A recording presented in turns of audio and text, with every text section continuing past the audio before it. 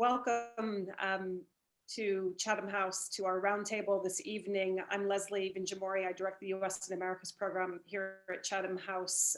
It is an extraordinary day, not the day that I think we had in mind clearly when we invited our three very distinguished panelists to speak with all of us today. We had very much in mind the certification of the vote for the presidential election that took place yesterday. We had in mind the first week back from the new year. We had in mind that we were rapidly approaching the inauguration and that we were looking ahead to where the Biden administration would go. We certainly didn't have in mind anything that's transpired over the course of the last 24 hours. So the panel will undoubtedly reflect all of that in a much broader context. We are on the record. We are recording. That means that when you ask your questions, and I certainly hope that you will be recorded and we will be sharing it. So be warned and be invited and please feel welcomed. It's really tremendous to have all of you here today. Let me say just a very brief word about our three panelists. You will know them all very well from their writings, from their speaking, from their tremendous leadership, and who better to start with than Anne-Marie Slaughter, who is the chief executive at New America. She was previously the director of policy planning at the US Department of State from 2009 to 2011, the first woman to hold that post. She was also previously the dean of what was then the Woodrow Wilson School for International Affairs at Princeton University, where she is currently emeritus professor. And she's had a leading voice in all aspects of global affairs, public policy, and democracy in America for a very long time. And I've certainly benefited from her thought leadership and frankly, from her inspiration as a leading female who takes that very, very seriously. She will be followed by Tom Wright at the Brookings Institution, who you will know for his thought leadership and his publications on Europe and America. He is director of the Center for US and Europe. He has a really exciting book coming out soon with my friend, our colleague, and our forthcoming what is Deputy Undersecretary for Policy at the Department of Defense, Colin Call, Aftershocks, Pandemic Politics and the End of the Old World Order. Anne-Marie's most recent book, of course, I think is the Chessboard and the Web. Tom's also known for his writings in The Atlantic. And after Tom, we have Lionel Barber, who of course, here in the UK, we all know very well. He was the editor of the Financial Times from 2005 to 2020, where we knew you, Lionel, for your writings on pretty much everything that matters in the world. And you recently published a book, The Powerful and the Damned: Private Diaries in Turbulent Times. So I think we're very well situated. Thank you and welcome on behalf of everybody here at Chatham House. Let me come straight to the question, which is really the question of the title of the panel, America Constrained, What Prospect for a Return to Global Leadership? When I retweeted this out multiple times today, you can imagine the responses in light of the last in light of the last 24 hours, which are, we're all in a really tough moment, still processing that. But we have been asking this question for at least 4 years. We've been asking it far longer, but we've been asking it in a very focused way for 4 years, whether the past 4 years are just something that's reflective of Donald Trump or whether there's something much more serious and transformative going on. We know it's clearly both, but you have all three contributed to this debate in a granular way, in a big think way. And we're now coming to that moment where, the proof will be in the pudding. We're going to begin to learn a lot about what comes next and about America's recalibration. So Anne-Marie, let me come to you first for your thoughts. I know you're going to speak for about 6 minutes, followed by Tom and Lionel, and then I'm going to come right out to all of you. So please do be prepared with your questions, because I know that everybody on the panel is really looking forward to that. Anne-Marie, over to you. Anne-Marie, in the words of the City of London, you are on mute. It's not my first mute of the year, unfortunately, but so Leslie, thank you. And I see many friends. I'm very much looking forward to the conversation. There's a short answer to this question. America is more constrained as a global leader today than it was yesterday. I will come back to that, but I will say that before all this, but just in general, I've been describing a Biden foreign policy in terms of 3 Ds: domestic renewal, deterrence, and democracy. Yet what is happening, what happened yesterday, what is happening today, what continues, and I just came from a call about, do we ask for the president's removal? Will there be censure? How do you respond, and whom do you hold accountable?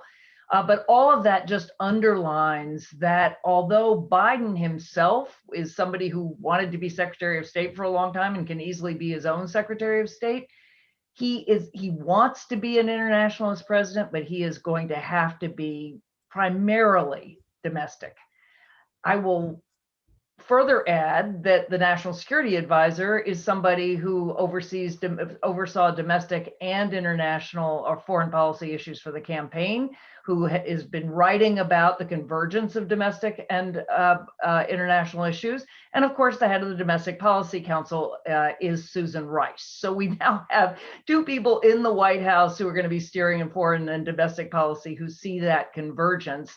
And simply the domestic agenda demands far more attention. We are going to see that in terms of industrial policy. We won't call it that, but again, Jake Sullivan has written this with Jen Harris, who may also be in the administration, a focus on investment in infrastructure, in innovation, technology, education. I would add equity. But there again, there will be a global dimension because you're going to hear environment, environment, environment throughout all 4 of those. You're going to see the infrastructure is green, the innovation, the technology. There will be an enormous emphasis on climate, but that's a different way of fighting climate change, although an essential one. And it will be accompanied, obviously, by John Kerry once again on the global stage, pushing that.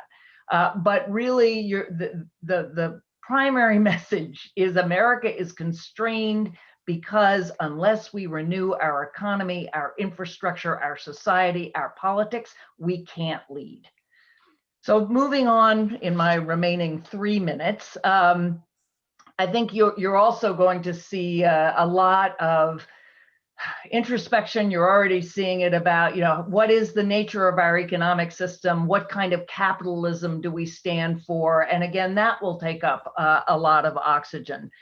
So then where are we on foreign policy? I said domestic deterrence and democracy. Yes, there will be an effort to build up our deterrent capabilities in all sorts of ways. If Michelle Flournoy had been Secretary of Defense, I would have been more confident. I know much less about General Austin, but Tom can tell us about Colin Kahl's view. But on the more traditional agenda, the Biden administration will be a good multilateralist. You will see Linda Thomas Greenfield playing by the rules of the United Nations, once again making the United Nations a focal point in global politics. It's certainly not going to be but the United States will be back in global institutions. I do not think we're going to put a lot of emphasis on reform. Obviously, the EU wants to emphasize the reform of the WTO or the WHO. We'll play, but I don't think that's going to be really a leading issue for us. And then on democracies, well, we've talked a lot about there's going to be, is there going to be a D10? He's going to create a summit of democracies. Boris Johnson's already ahead of him there, but undoubtedly with some coordination. And then perhaps a larger group of democracies beyond the 10. After yesterday, and depending what happens, and depending whether we can hold anybody accountable, I'm not sure. The idea, and actually, Leslie, you just said it, the United States is going to get up there and lead a community of democracies, much, much harder to do seriously. And that will certainly be pointed out. Obviously, lots of other things will happen. And right now, what happened yesterday is foremost, but it still remains that we have actively undermined democracy at home in the last 4 years, and it wasn't just Donald Trump. All right, the last thing I will say is I think where that's going to come out is this is an internationalist administration. It is an administration still committed to American leadership.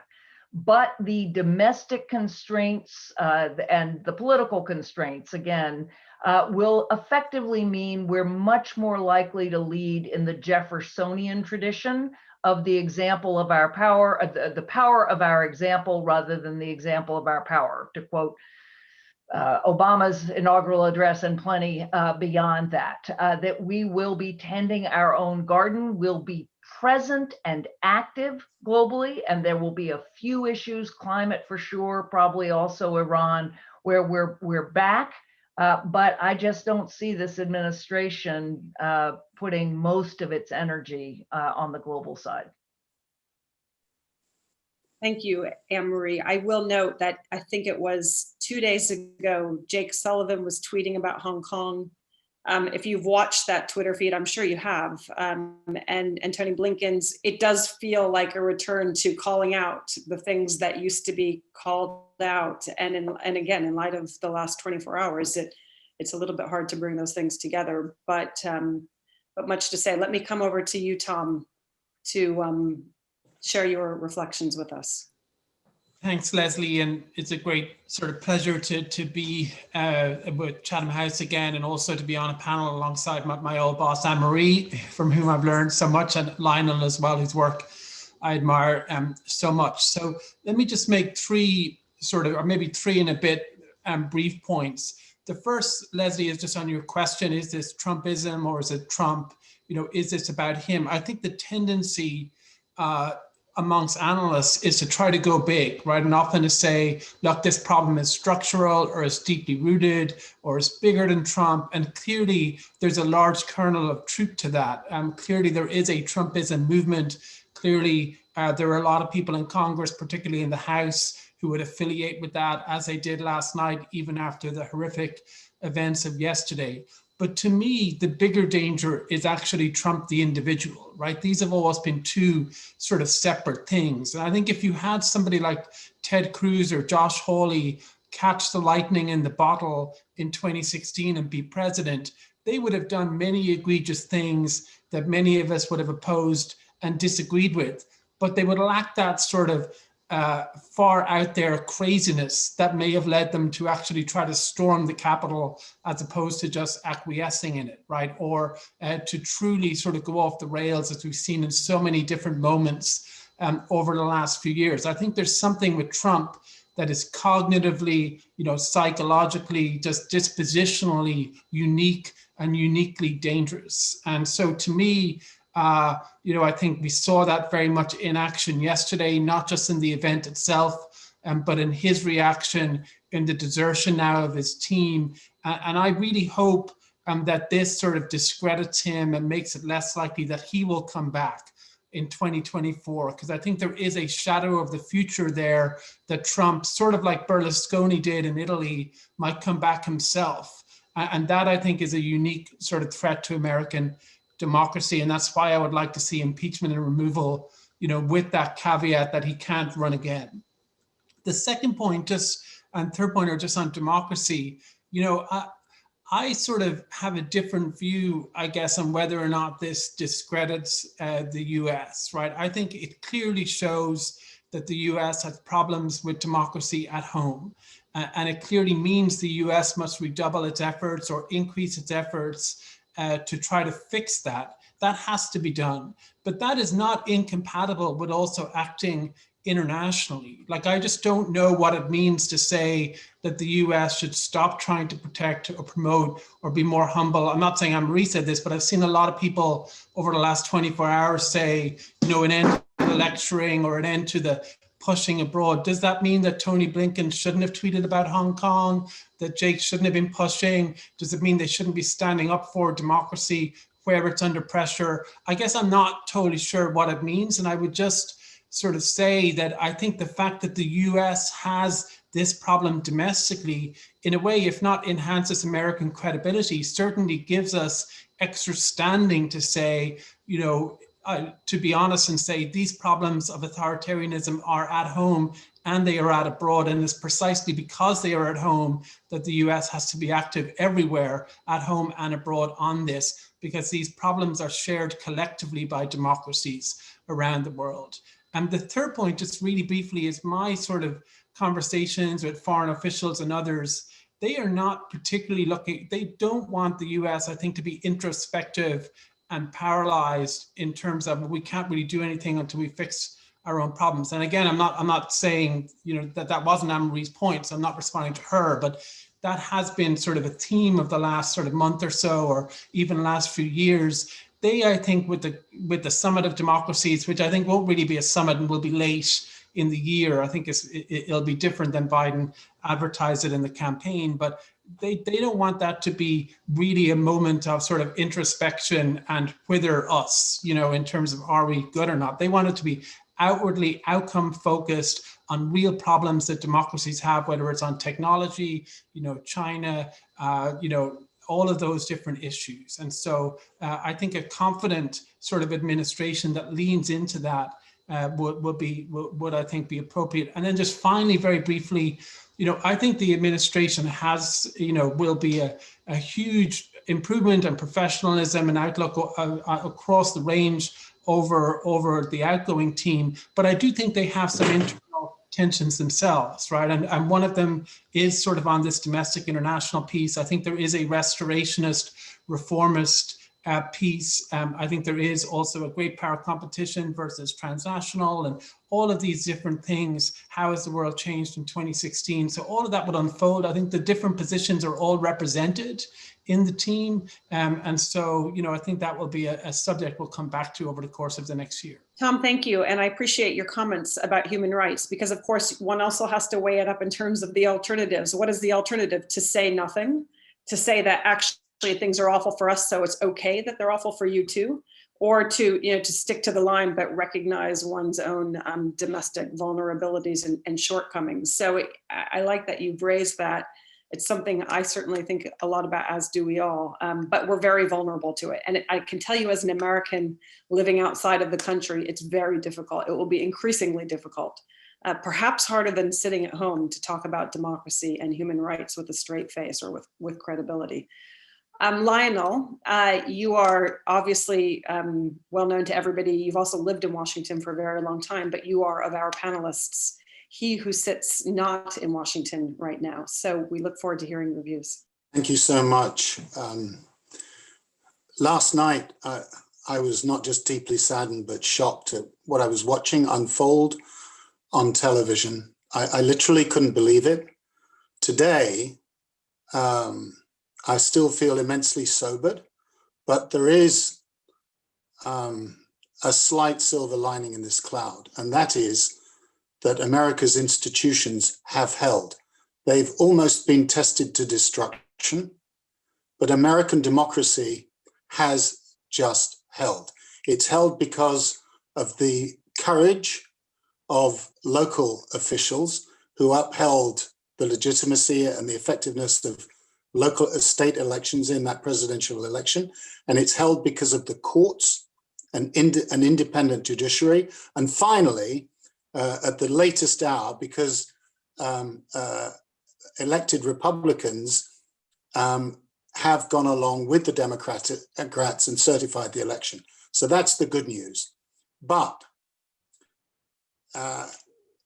this is, I think, the most important message that I have for this audience is that foreign policy is not divorced from domestic politics at all. Foreign policy begins at home. And what has been apparent for some time, I think beyond the Trump presidency, is that America's vitality has been sapped. We've known about the public education problems, the state of infrastructure, the lack of immigration reform, all these things that have sapped the vitality are now coming home to roost. Unaddressed, they have weakened America and constrained America. Now, it was James Baker who probably the public servant I most admire, who said in the 1988 campaign that I covered that he made a connection between national security and economic security. That is the connection that the Biden administration must make. If you look today at the state of the American economy, the bulging deficits, for the first time since the end of World War II, you've got federal debt as a proportion of GDP over 100%. The federal deficit has tripled as a result of COVID. This has weakened America. Therefore, the Biden administration and the new president is going to have to spend an enormous amount of political capital in a very divided Congress to get things done, to get this moving. And my concern, again, looking at the sapping of America's vitality, which has not just got to do with political division. You are seeing a reliance on debt. You're seeing companies kept afloat because of a bet on low interest rates forever. My concern is what happens when the economy starts to recover later in the year with spending. You may see a resurgence of inflation and then a weakness in the dollar.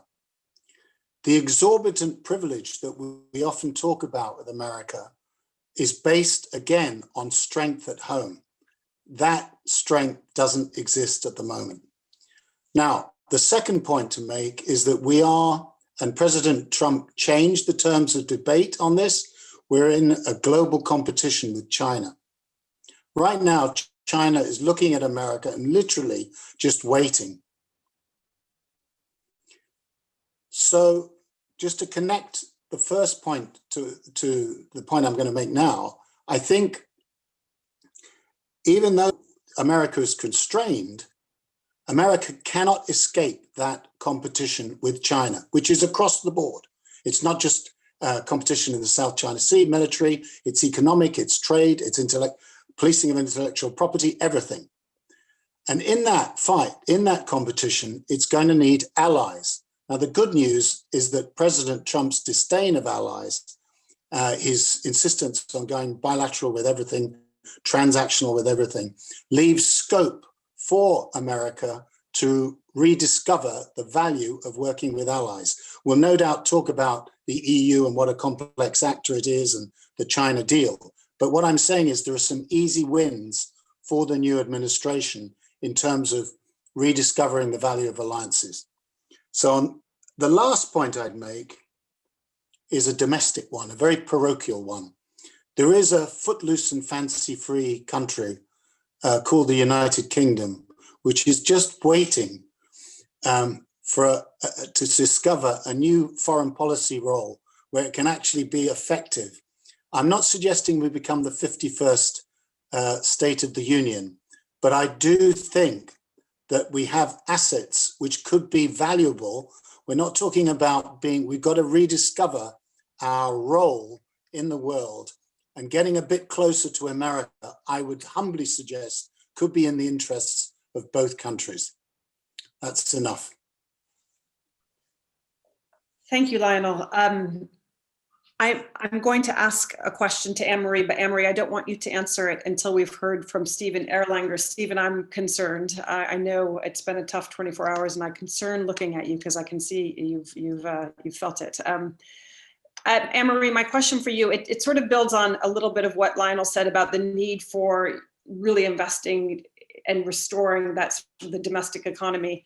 And I guess my question, a lot of the reflection of the last 24 hours is coming through one of the many lenses is if they had been Black or if they had been people of color, the response would have been so different. We're hearing across the last several months a lot of comparisons. You do this for the Blacks, you won't do this for the whites. And how does one, and I ask you because your think tank takes on the domestic agenda in such a serious way, how does one rectify that sense of unfairness that even if you come up with a similar set of stimulus payments that crosses colors and crosses divides, how do you actually bridge that gap? Because in reinvesting in the American economy, people aren't going to see the investment as being one that's equal and equally shared. And surely that is going to be a barrier to what is clearly a very important domestic policy. And that feeds into our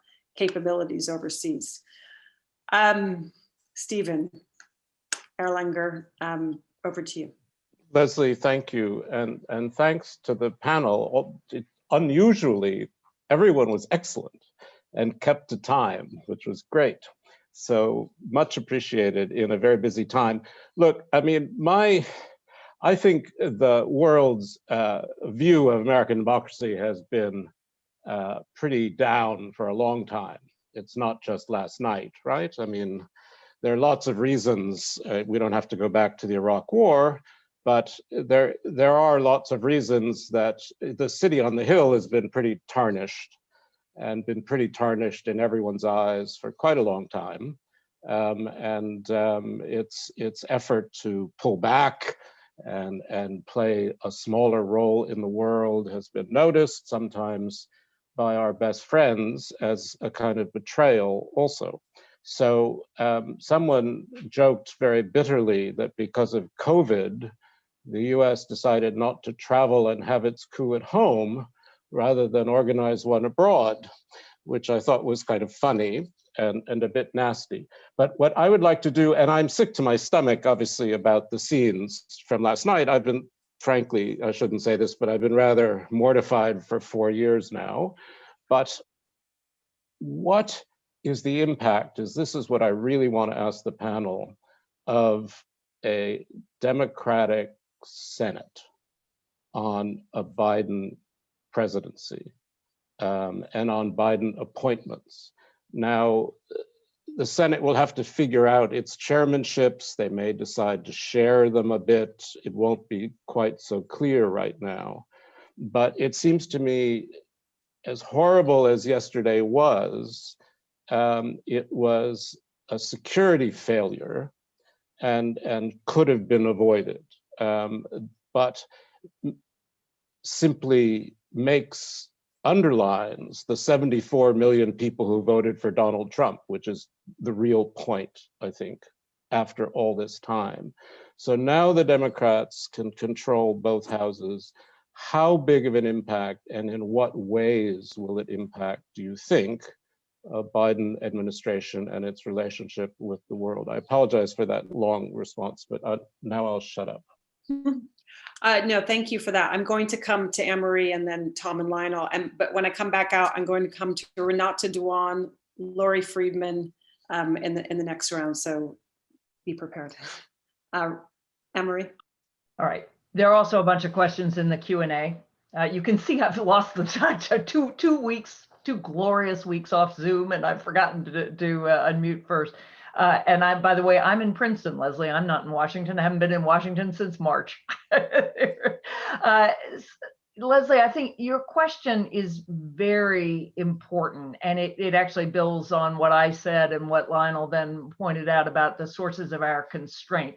You know, again, for New America staff, the double standard was as important as the assault on democracy. I mean, it was just, and I certainly was aware of it too, but really that many of our folks had protested in the summer and had been manhandled and gassed. And so, you know, I think we have to look at this as part of what is changing so fundamentally about America, and already you saw this with Obama, is that by 2027, majority of Americans under 30 will be plurality. Or 2027, that's not far away.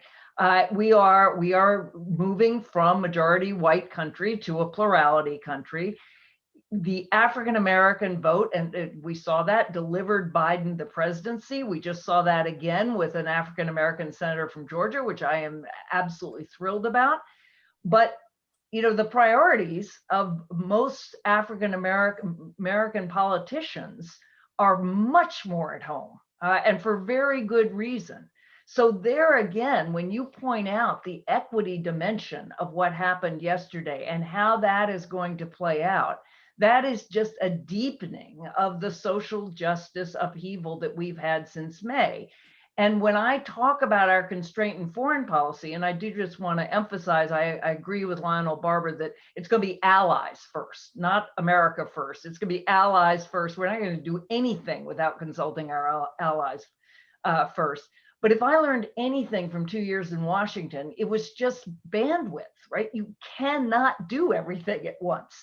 So if you've got, people really grappling with a very, very big domestic agenda, and you've got key people saying, you really have to fix this at home, and we do have to fix this at home. I think there's a lot of room for tweets about Hong Kong. I'm not sure there's a lot of room for doing much more than that. Thank you. Thank you, Anne-Marie. Tom? Yeah, just on Steve's point on the Senate, I think it is transformative, if only on the nomination process. There hasn't been an incoming president that didn't have the Senate in decades. I think it's really never occurred for Democrats going back to the 19th century. Even in 2000, Bush had that 50-50 Senate, but he had sort of a control because of the VP deciding vote. So if you just think about all of the nominations that were going to go up, that process would have been controlled by all the Republican chairs at the committee level. And I think they were the nominees, just having spoken to many of them in the last couple of weeks, I think they were really sort of wary of that and knew it could heavily sort of complicate their nomination. And there are people, including like Wendy Sherman, who was nominated the other day. I mean, I think for her and her position, that's a whole different world today than it was 2 days ago. So I think just in staffing up, it helps a lot. The other piece of it, though, which maybe isn't noticed as much, is that the worry was that Trump would have this hold over all of the Republican senators and that they would have to dance to his tune, and he could sort of say, you can't engage with Biden because he's illegitimate. And a large number of them would not. That caucus is also weaker in the Senate today than it was yesterday for reasons other than the election, for the obvious reasons of the failed sort of insurrection. On legislation, it's trickier, I think, because you do have, Manchin and others in those sort of pivotal positions, and you still have the filibuster, and the reconciliation process, which you can use to get stuff through, can be pushed only to a point, right? So I can see, much as I think yesterday illustrated the case for DC statehood, I think that's still way out of reach because of the numbers, and anything super ambitious out of reach. And you have these senators up in 2022, they'll be sort of cautious as well. Lionel, as I come to you, I also want to share Ann Deaton's question, which is about how you imagine the role of the state when you talk about economic recovery and economic restoration. Does this mean bringing the state back in for this recovery? Would this be a new kind of economic priority and policy? And would it work better in US-China competition and EU-China economic relations? Sorry to throw one more at you, but we've got a lot of questions today. Yeah, I need to be brief. So I agree with Tom.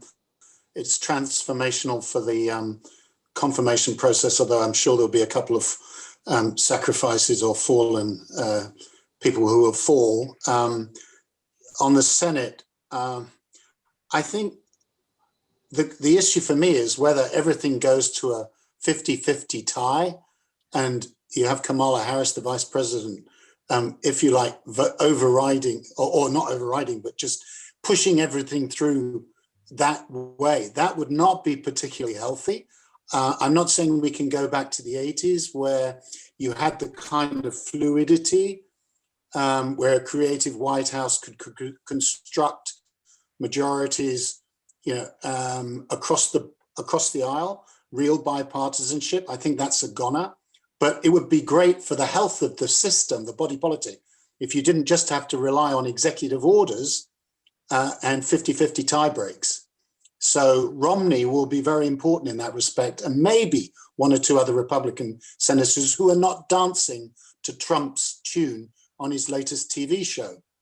I think second point, just on the economy, it's going to be so important for Biden, the president, incoming president, who's talked about cooperation. We're better than this. We can work together. He won't want to be in the same situation as President Obama in 2009. Admittedly, the circumstances are difficult. It was an economic crisis. You have a public health crisis now, where the Republicans literally sat on their hands.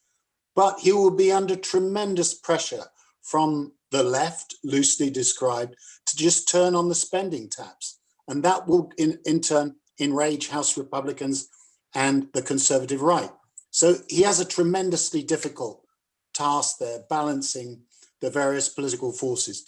Last point on the question of the state, the big state coming back in, I'm not so sure. Then there may be some increase in R&D, but what you really want is companies investing in R&D instead of these buybacks in a booming stock market, which has created tremendous inequalities, the result of these extraordinary monetary measures. So I would be careful in thinking that we're suddenly going to have Brussels state aid coming out of Washington in the next 4 years. That was great and also very helpful. Renata. Thank you so much, Leslie, and thanks to the panelists for a great, if sobering start. You all three make the point that domestic concerns must and will be the priority, but that foreign policy challenges are inexplicably linked. Anne-Marie, you mentioned climate in particular. Lionel, you talked about China.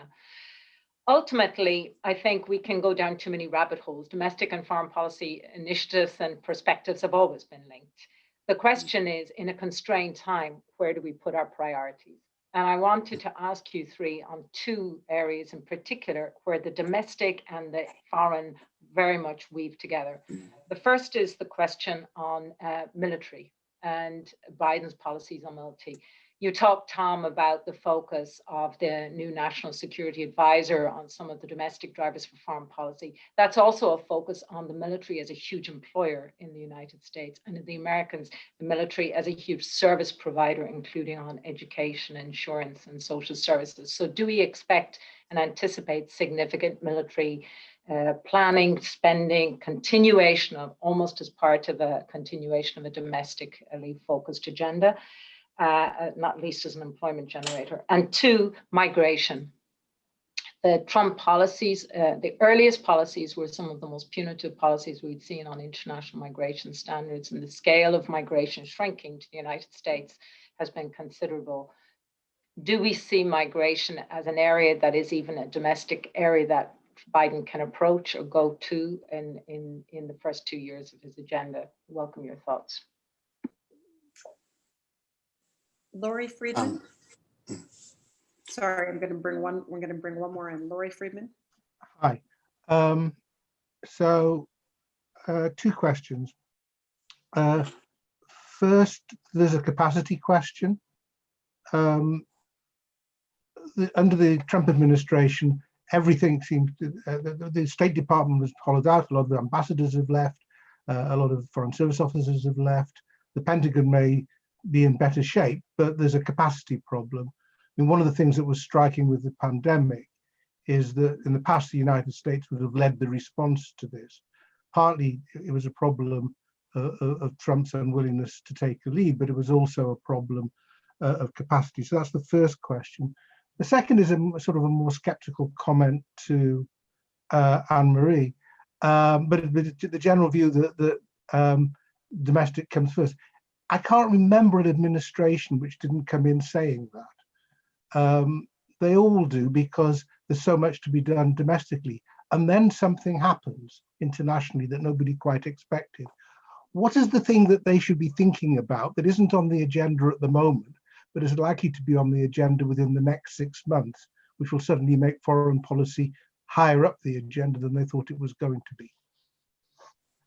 I'm also going to add in one more of the written Q&As from Martin Mansukhani. It's about the Republicans. It's briefly come up before. The Republicans used any and every stick they could find to beat Obama with. will this relentless opposition revive to weaken the Biden administration as it did with Obama and to some extent Bill Clinton? Maybe Tom can take that. I guess perhaps we come to you first, Lionel, on these questions. Would you just to mix things up? I won't try and hold the time. Just on the military, I do happen to know General Austin. We served together on the Carnegie board in New York, and he is a man of enormous integrity. He's quiet, but strong. He is a military man. He is an army guy. He is not, I don't think, and I don't want to be unfair to him in any way, but I don't see him as a grand strategist. I don't see him as a Wolfowitzian type. And I don't see him as presiding over a program of radical reform in, for example, the future of weaponry, hypersonic weapons, all this kind of thing. He may be good at getting money, but I think the next generation of warfare, not so sure. And I also think he was appointed, again, no disrespect to him in any way, but Biden had had his full of charismatic generals, having seen the likes of General Petraeus, etc., around the White House. So that explains that. You're going to have a slightly different type of leadership at the Pentagon. And then I'm just going to have a stab at Laurie's question because it is the question that is obviously in the back of my mind. I wasn't suggesting, by the way, that suddenly everybody puts their head under a pillow and forgets the world and foreign policy is in not just the backseat, but in the boot of the car. I'm saying that the world does demand American engagement. There will be problems. My fear is just the lack of focus and the scale of the challenge at home and the resources required. If I had to take a bet, I'm not saying China is going to invade Taiwan, but there will be a test. China will test the resolve of the new administration in some way. That's what I would look for. It's the most important relationship too. I would, let me talk, I'm not going to talk about the military because I don't anticipate any kind of major expansion, but beyond that, military spending, but beyond that, I don't know. On migration, this is where we're going to see which Mitch McConnell are we going to find? I mean, Mitch McConnell last night or yesterday moved away, at least from some Trumpism, although he's been a huge enabler, but he knows Joe Biden. And economically, and including business, of course, we need a lot of immigrants. I mean, our higher education industry is reeling from the pandemic and Trump. And if you want to put a lot of folks back on their feet, they need foreign students, and of course, business has been pushing. So I think there may be a deal on a carbon tax, and I think there possibly could be a deal in terms of immigration. I do think there'll be some prospecting. And again, none of us have mentioned, but there's going to be a huge amount of internecine warfare in the Republican Party. I mean, this is just enormous. And you could see the beginnings of it. We've had it, and we'll see more of it. Laurie, to your point, I want to clarify something. You are absolutely right that administrations come in and they say we're going to focus on domestic policy, and then there's a crisis, and they have to turn to the world. But I was really saying that the shift here is that you have certainly, again, both Jake and Susan, and both of them may well run for office down the road, and so they're thinking about that too, who really are seeing domestic policy as foreign policy, who really are thinking like this is what we have to be able to do in the world. That said, I agree with Lionel. I think it's most likely to come from China. I think interestingly, if there is a crisis in the Middle East, that is exactly where you're going to see Biden respond more like Trump than say like Clinton. But maybe more like Obama, where it's not that we'll talk to our allies, we'll talk to the EU, but Joe Biden is not getting significantly involved. Yeah, just a couple of points. I guess one debate which I don't think most people noticed over the last few years on the defense budget amongst Democrats was sort of a very vocal group that favored cuts and would say that it was out of whack and that the Trump increases were unreasonable. And a second group, which was much more low key, but I think is reflected in the incoming team, that would say, actually, this is the only type of industrial policy the US can get, right, through defense spending, that Republicans won't tolerate large spending in other areas. That when you look at a state like Ohio, and the Carnegie did a study on this, that a disproportionately large part of Ohio's wealth comes from sort of the military and defense spending, that you need to embrace and use that budget for modernization and also for domestic sort of middle class reasons. So when they talk about a foreign policy from the middle class, I think that's a part of it. And I think that's why Biden did not embrace defense cuts during the campaign and even during the transition. So I think that's something just to watch, and I don't think it's sort of widely sort of recognized, but I think that is something that could come out. And just the other point on in terms of surprises, and Leslie, to your question about Republicans, I think China will be the defining challenge, domestically and internationally over the 4 years and beyond. I think there is some question about whether the administration is ready for that.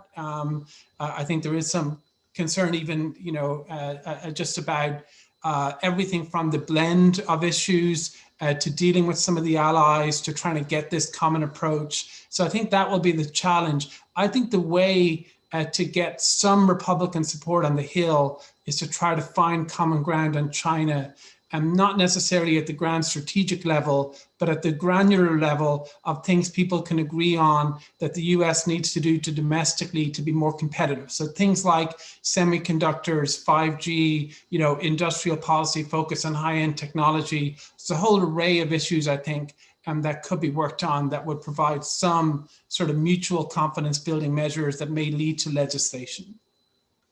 Leslie, can I just come in, Yes, if possible, just also picking up on a couple of questions? Is that possible? I think before you do, hold that. I'm going to come to you first. I want to take 4 questions. Can people keep their comments quite brief? But we have a lot of people that really want to engage, and I'm waiting for Robin, who deserves and owns the first question, as being incredibly gracious, but he gets a seat at the table, every table.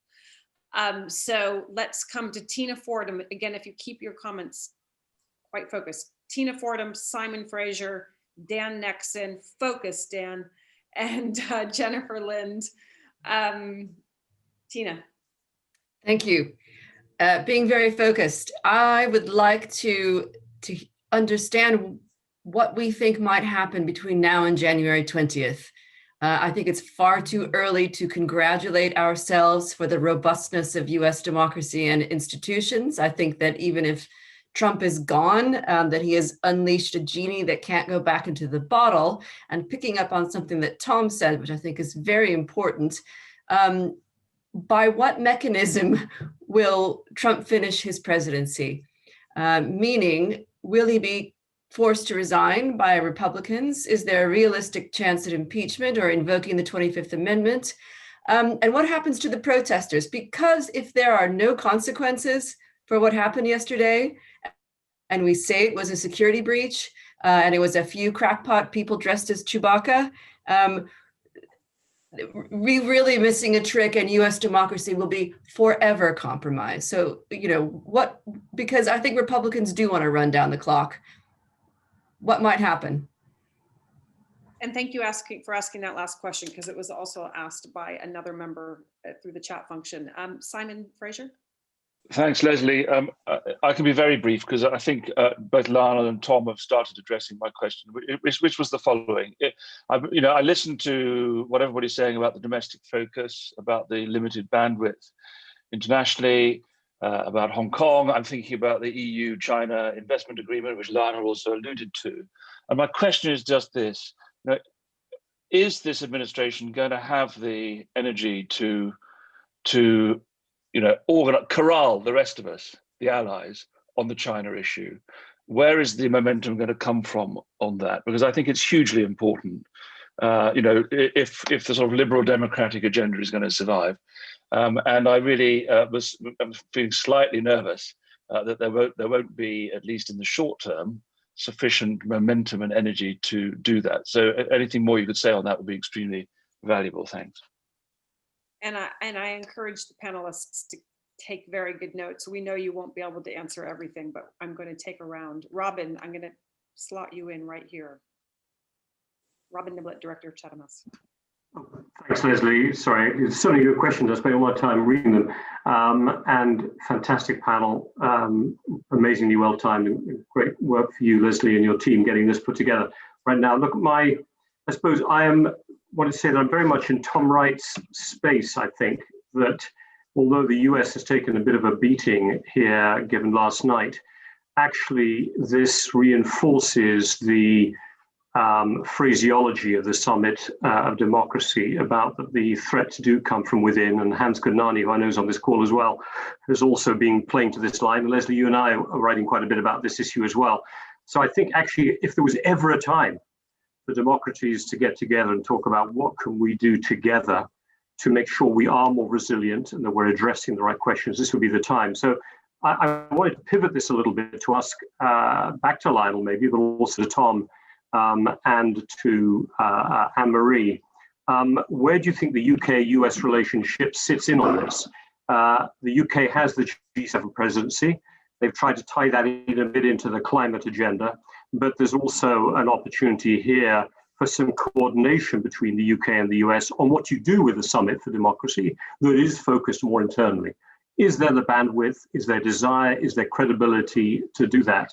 And my other question, just very quickly upon the market, because I do think it's incredibly important, will the Biden administration be able to step up on reducing some of the heavy-duty tariffs and so on that were imposed by the Trump administration on the EU?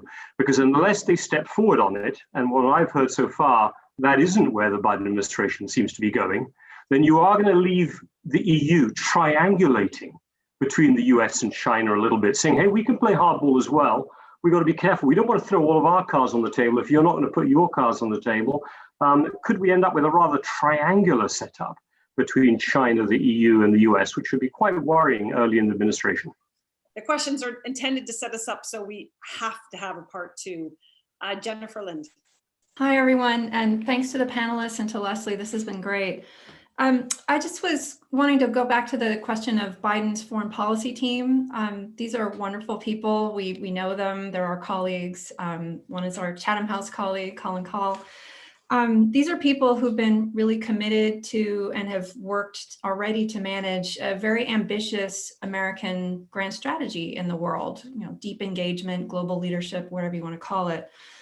And so my question is how compatible is that with the reality that the panelists were noting, this need for the United States to really get its domestic house in order? Anne-Marie reminded us of this key notion of bandwidth. So again, the need for the domestic concentration. And then I want to throw another factor on the table, which is the need for the United States to adjust to the changing balance of power in the world. A lot of these folks,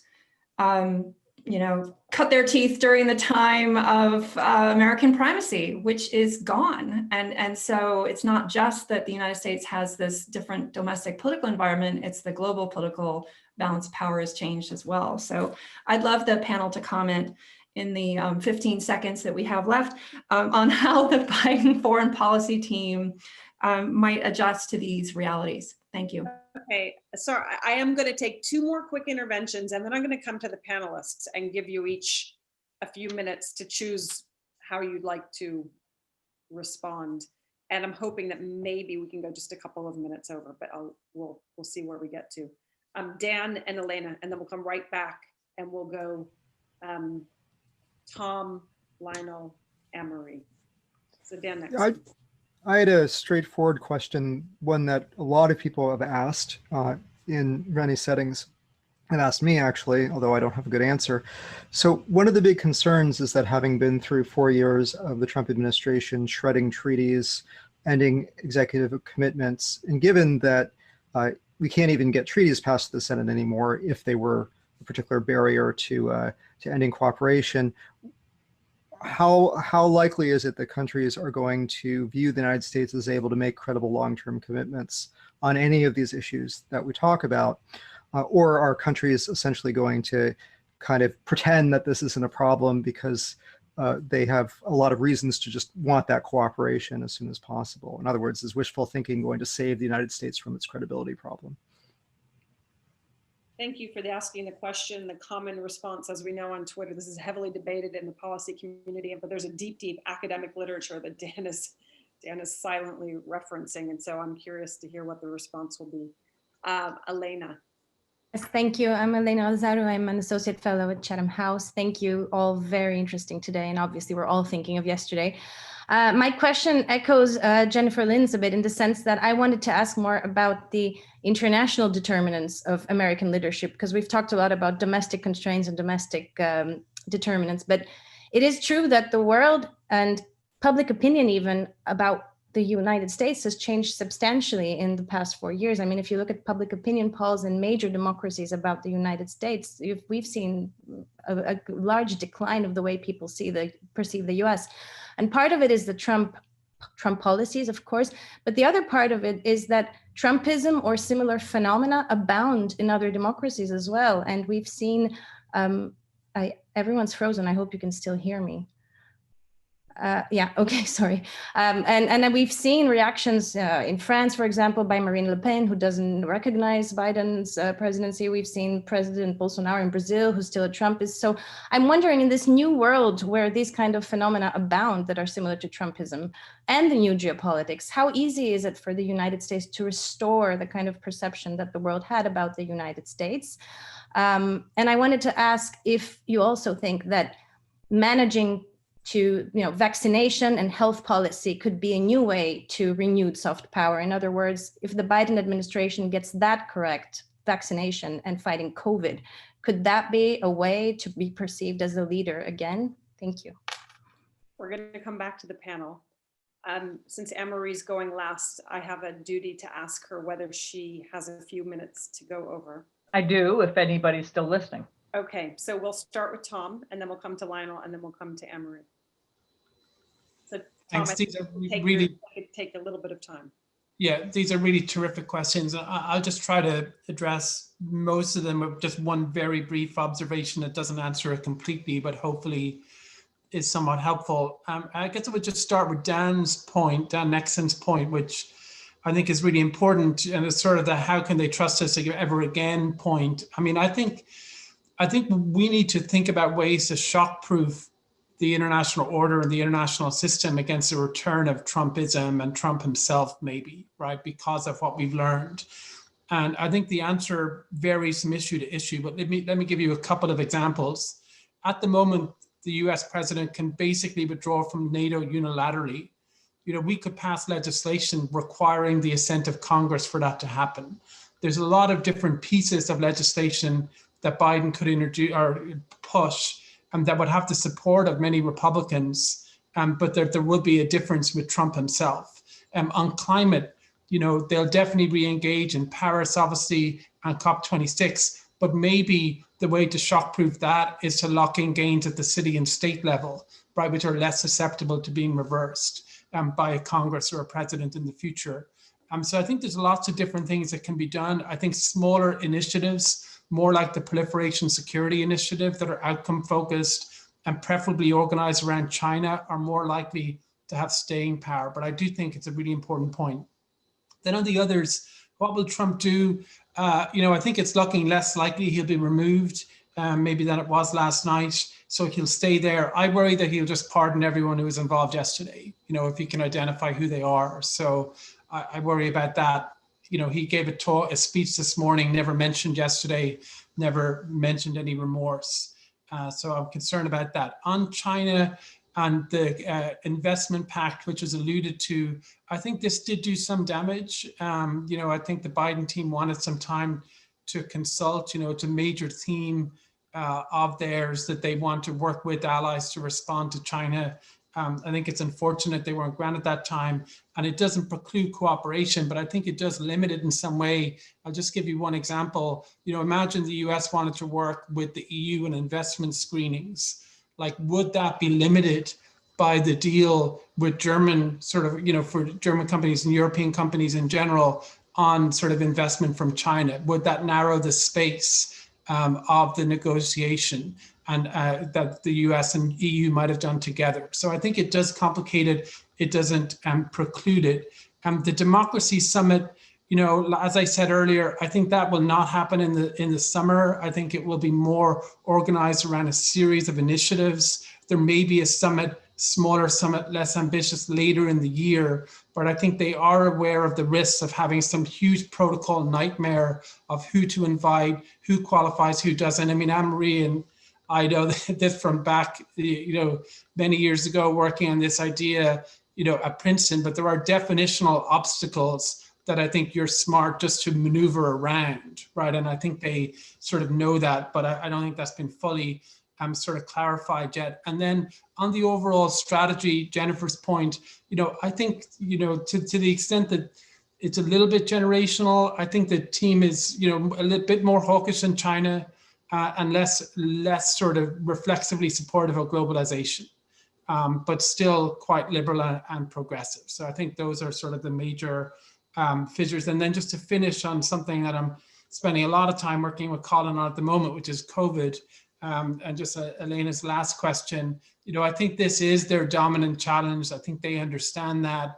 I think it's geopolitical as well as, public health oriented. It's complicated with China in particular, but I think it will take up a lot of, it's a formative moment, I think, in the international order, and I think they should and will lean into it. Thank you. Lionel? Yeah, I'm going a la carte, if that's okay. So I won't be able to take the whole menu of questions. First of all, what's going to happen in the next 12, 13 days? Agree with Tom. They haven't got the time to do 25th Amendment. I'm sure there's the appetite either. Impeachment, still difficult to pull off. It would be great in terms of taking him out of any chance of running for office again, but I don't think so. What I would be worried about is either pyrotechnics overseas, some military action. I know that senior military and defense people are worried about that. They're almost not, they're letting the phone ring, if you like. And I worry about him actually pardoning himself. This is a man who knows no bounds and is quite happy to see another constitutional crisis. I don't take at face value, in other words, that I would be worried about him pulling another trick. Second, I think we may not have reflected enough in this discussion because we're in a moment of crisis, and we talked about domestic constraints. We haven't acknowledged perhaps enough that America has cards to play. Even if it does nothing for a while, people will respond. You can see that. We haven't talked about Iran. That's a big, big foreign policy question. You can see that in the behavior of Mohammed bin Salman in Saudi Arabia, that suddenly, guess what? He's trying to mend fences with the Qataris. I think don't underestimate the leverage that America has, and particularly if it does, begin to actually consult and work with allies again. This brings me naturally to a big question of the EU and triangulation. I think it's already happening.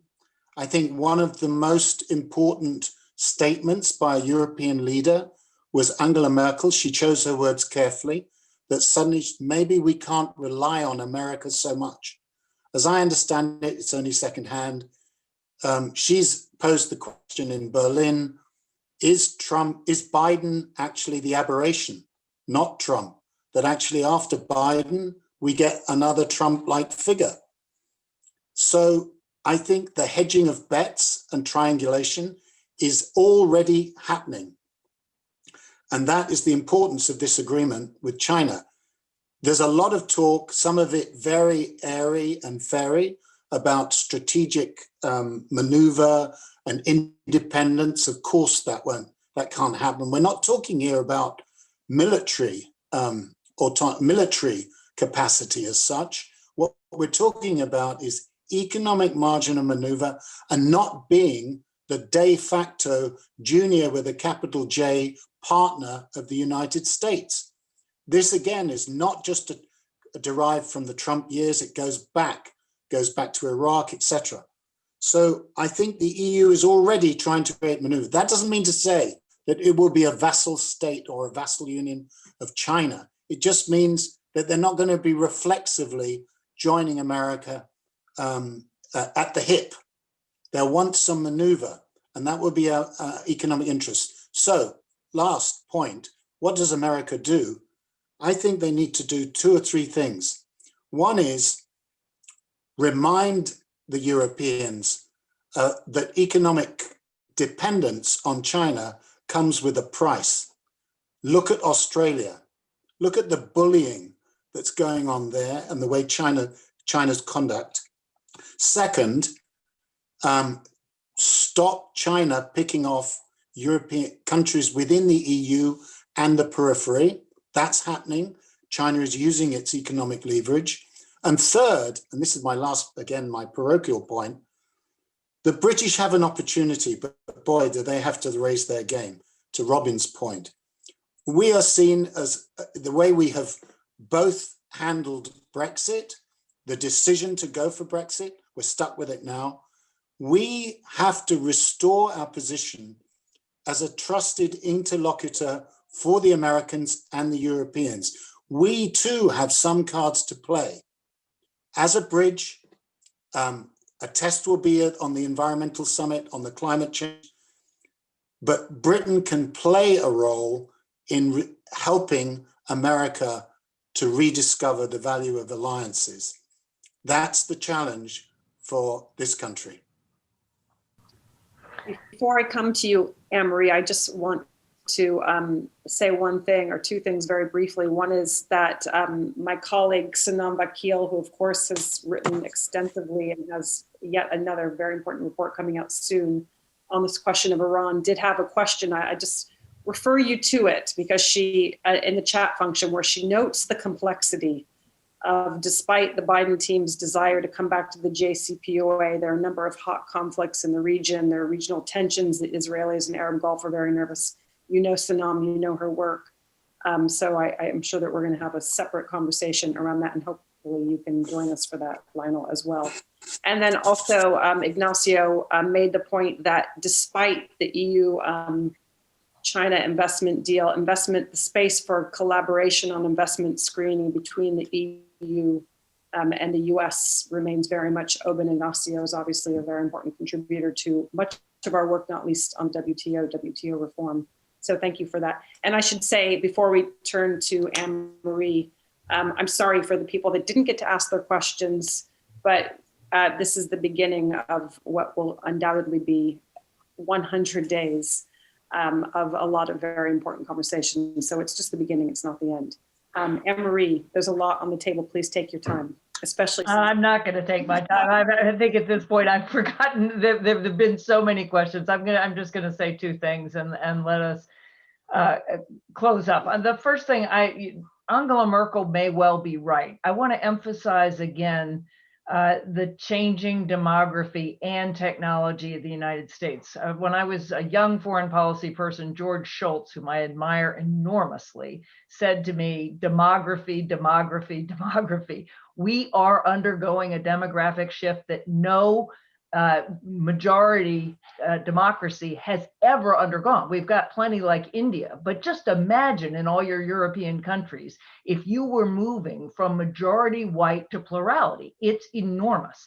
And a lot of what we're seeing is the result of that. It's not as simple as racism.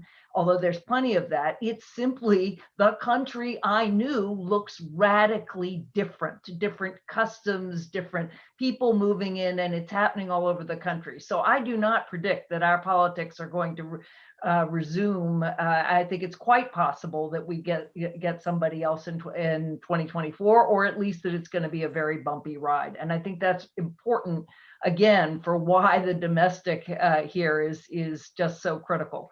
But the last thing I will say is to try to answer Simon's question about the momentum on China.